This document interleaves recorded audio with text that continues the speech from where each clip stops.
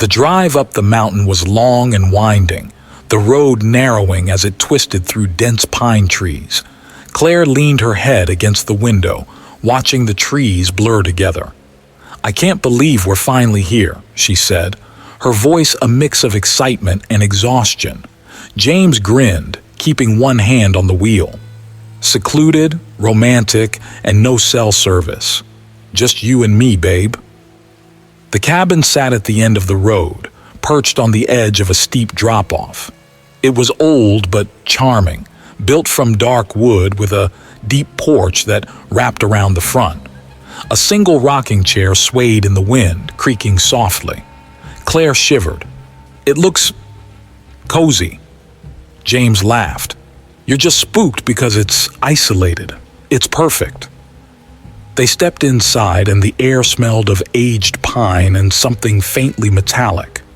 The fireplace was already stacked with wood, waiting to be lit. A heavy wooden staircase led to the loft, where a large canopy bed stood under a slanted ceiling.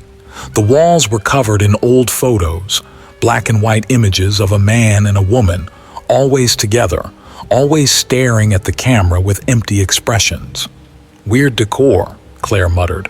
"Almost like they're watching us." James shrugged. "Adds to the charm, right?" He kissed her neck, his fingers warm against her skin.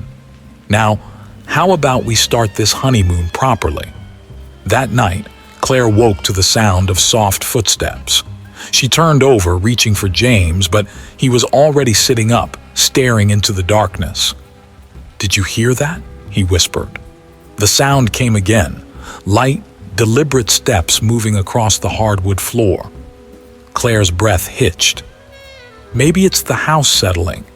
James stood and crept toward the doorway. The hallway was empty, the old floorboard stretching into the dark. As he turned back, something caught his eye, a shadow standing at the end of the hall. A woman. She was barely visible, her form flickering in the dim light from the window. Her dress was old-fashioned, long and flowing, her hair hanging limp around her face, and her eyes, dark, sunken holes where eyes should have been. James stumbled back, grabbing Claire's arm. "Go, now." They rushed downstairs, but the front door wouldn't budge. It was locked, bolted from the inside.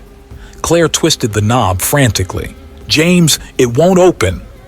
Behind them, the soft creak of the rocking chair made Claire's stomach drop. "You shouldn't have come here," a voice rasped. Claire turned and the woman was there, closer now, standing at the bottom of the stairs. Her skin was gray, peeling in places like old wallpaper.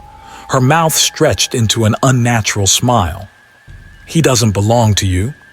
James yanked on the door, his muscles straining. The walls around them groaned, the wooden beams shifting like something alive. The photos on the walls rattled violently. The couple in the pictures, they weren't staring at the camera anymore. They were staring at them. Claire screamed as the woman lunged. Cold fingers wrapped around her wrist, yanking her back. James grabbed her other hand, pulling with everything he had.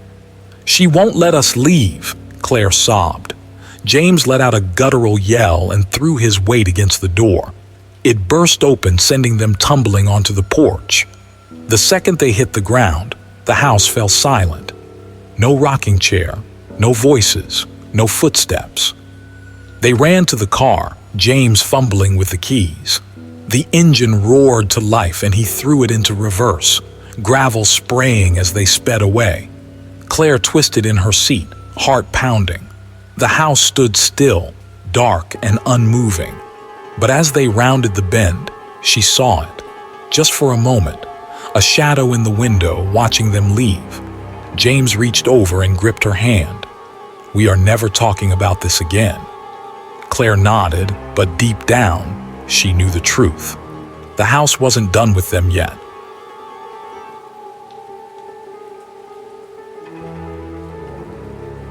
Valentine's Day had never been the same after Michael died.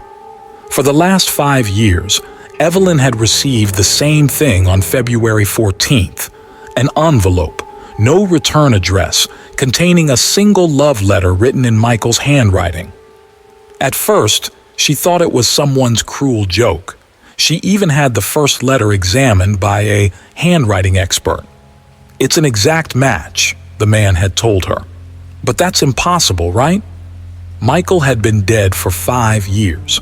A car accident on a frozen road, the kind of thing that happens all the time but never to you until it does. Evelyn had identified the body herself. The crushed skull, the broken bones. Michael was gone, buried 6 feet under in the cemetery at Blackwood Hills. And yet, the letters kept coming. She had burned the first 2, thinking that would end it. It didn't. The next year, another letter arrived. The same loopy handwriting. The same scent of pine and aftershave, the way Michael had always smelled. This year, she decided to open it. The paper was old, yellowing at the edges, and the ink was smudged as if written in haste. Her hands trembled as she unfolded the letter. "My dearest Evelyn, I miss you. I watch you. Every day, I see you in the coffee shop, in the market, walking home alone. Why are you alone? I told you not to be. Come to me, love. Come tonight. Midnight. You know where. Forever yours, Michael." Her stomach twisted. The cemetery. He meant the cemetery. Evelyn knew she should tear the letter apart, throw it into the fire, forget it ever existed. But something inside her, a quiet, gnawing need, urged her to go. By midnight, she stood among the headstones. The wind howled through the bare trees, and the ground beneath her feet felt too soft, like something waiting to swallow her whole. Michael's grave was just ahead, the headstone weathered but his name still clear. "Even in death, my heart belongs to you." The earth trembled. Evelyn gasped as the ground split open, soil shifting like something underneath was moving. The scent of rot filled the air. A hand, pale, skeletal, burst from the dirt, fingers curling like claws. She wanted to run. She couldn't. She wasn't scared, not exactly. She was mesmerized. The body that pulled itself from the grave was barely human, bones wrapped in decayed flesh, but the eyes, those deep, dark eyes, were still Michael's. "Evelyn," he whispered, his voice a dry rattle. "You came." Her heart pounded. "Michael, how is this? How are you?" "You never let me go," he rasped. "You kept me alive.